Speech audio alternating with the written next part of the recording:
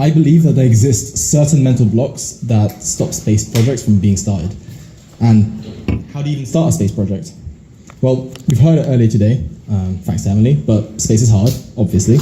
And this has become a prolific saying for a good reason. I'm not going to contest it. But the space industry is absolutely not exclusive domain of superpowers and billionaires. And getting started is much easier than you might actually think. Much cheaper as well. My main aim for today is to dispel a few misconceptions about the industry, hopefully inspire some of you to work or support on more space projects. From the very beginning, space has been in the hands of tinkerers and enthusiasts with significant constraints on budget, funding, equipment. Here are two of them in their sheds. On the left, we have Tsiolkovsky, prominent figure in the philosophical movement of cosmism that some of you might be aware of, but he's also the father of the inventor of the infamous rocket equation. Yeah. On the right is Goddard. He's the first person to ever build a liquid rocket engine, and he built it basically in his shed, in his workshop, in the US, and was chronically underfunded until after World War II. The Goddard Space Center, the NASA Goddard Space Center, is named after him, so he obviously achieved a lot and impacted a lot. Does anyone know who these people are? No? So these are actually JPL. JPL is an infamous story of how a bunch of students setting a fire in a dorm room turned into this iconic trailblazer of the space exploration that humanity has done. They're responsible for the Martian rovers, Curiosity, Perseverance, and they're planning missions to the surfaces of the moons of Jupiter and Saturn. Now, a critique I might hear from some of you is, but wait, all these efforts are, 20th century, a long time ago. They happened in the USA and the USSR. So I thought I'd bring a counterexample. So MagDrive are a pretty cool company. MagDrives are a British company that was founded in 2020. They're creating the next generation of spacecraft propulsion, and it uses magnetic fields to direct plasma into thrust. They launched the first hardware to space last year, and they're making a full flight thruster model this year. They started really scrappily. So in 2020, the first prototype was built in the bedroom of the CTO's 2-year-old daughter. It was the pandemic, so we can excuse them for that. But since then, they have iterated rapidly to make their novel technology. You can see from the slide, the prototypes. One after the other, they're named after Ian Banks, the Culture series. So yeah, reach out to them if you find that interesting. They're pretty cool guys. The email's right there. Now, you might be wondering why I'm delivering this talk. It's because I care about space, I care about starting projects, and I love thinking about the future. So hi, I'm Matthew. I've expressed this throughout my life through art, writing science fiction, but most importantly and most recently by pursuing engineering.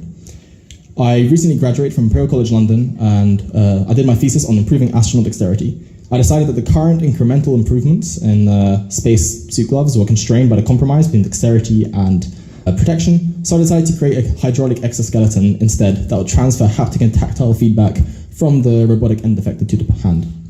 The prototype cost me less than £150 and won me the Institution of Engineering and Technology Prize. It was scrappy. As a student, I also chaired the Space Society, growing it from around 60 members in 2019 to about 150 plus this past year. I've held space themed hackathons for the past 3 years, starting with Making for the Moon in 2021. Then that was online because of COVID, and then 2022, 2023 in-person ones, with the final Orion hack being held here this summer. The main aim of these hackathons was really similar to the aim of this talk, to show that you can just do stuff. With the rapid growth of the society during me being chair, I oversaw quite a few space projects start. And the most important takeaway from all of that was that the most important asset is people. No matter how much funding, hot air, and marketing you have, ensuring talent, passionate individuals are free to be inspired and productive is the key to a successful project. In my experience, flat but clear team structures achieve this best. And I really appreciate this when I look back on Project Svarog, and I think Philip is here somewhere, who was there with me. Yeah. And I was a founding member of in 2021. We sought to answer the question, what would it take for us, students at university, to put an object into interstellar space within a reasonable time frame? For that's roughly 20 years. We were inspired by the Oumuamua object, which flew past Earth around that, or slightly earlier than that.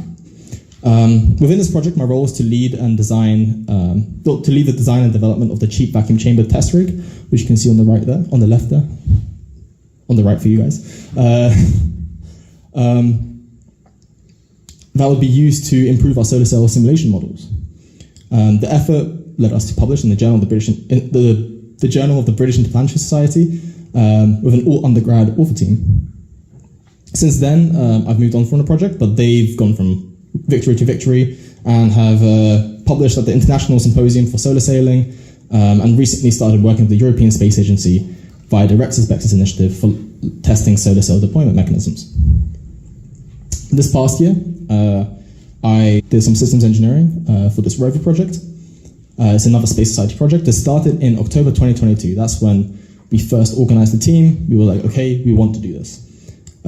By September 2023, so less than a year later, we were at the European Rover Challenge Finals as the only UK team to qualify, and we won best performance for one of the tasks.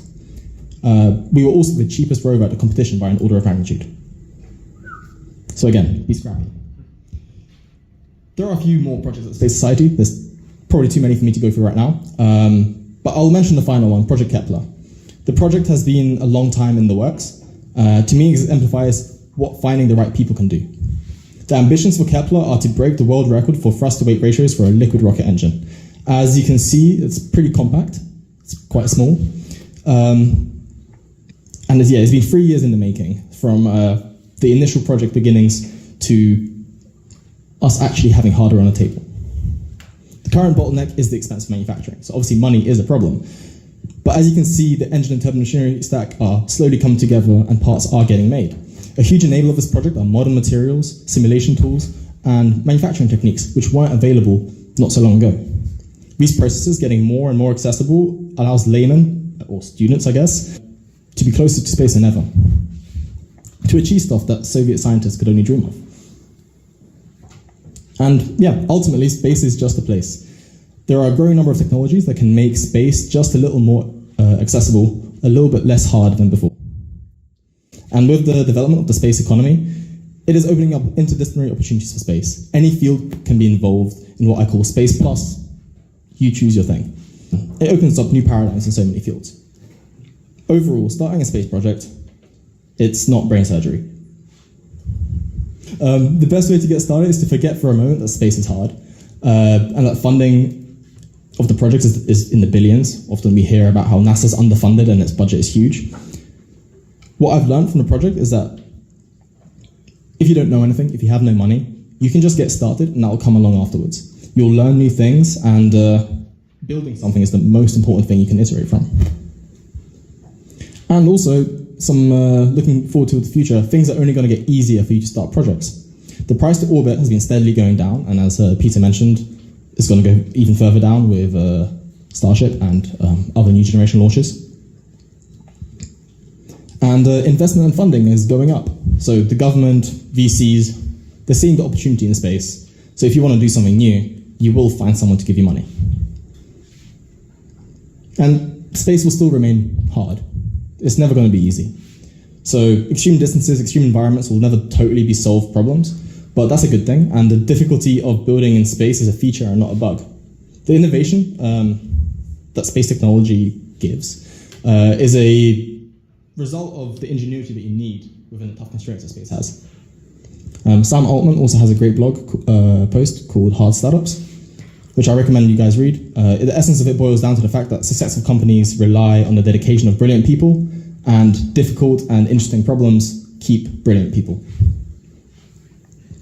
So to tie things up together now, how do you start a space project?